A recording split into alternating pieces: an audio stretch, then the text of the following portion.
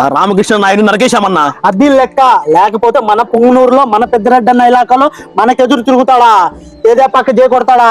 ఇంకొకసారి జై తెలుగుదేశం అని ఎవడైనా కేకలు పెడితే వాడికి భూమి మీద నూకలు చెల్లిపోతాయని ఈ చావుతో తెలియాలా. వాళ్ళ అధికారంలో ఉన్నారు కదన్నా.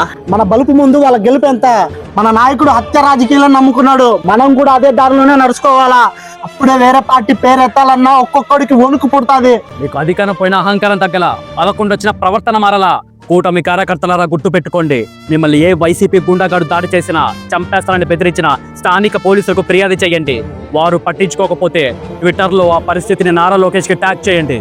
పసుపు జెండా నమ్ముకున్న కార్యకర్తలు ఎవరైతే పార్టీ కోసం పోరాడారో మిమ్మల్ని నా గుండెలో పెట్టుకుని నేను మిమ్మల్ని కాపాడతా. ఇది రాక్షస ప్రభుత్వం కాదు, రక్షించే ప్రభుత్వం. ఇది కూనీల ప్రభుత్వం కాదు, కాపాడే ప్రభుత్వం. హింసకు పాల్పడే వాడెవ్వడికైనా ఇంకొకసారి మన కార్యకర్తలను టచ్ చేయాలన్న ఆలోచన వచ్చినా ఉచ్చ పోయిస్తుంది కూటమి ప్రభుత్వం.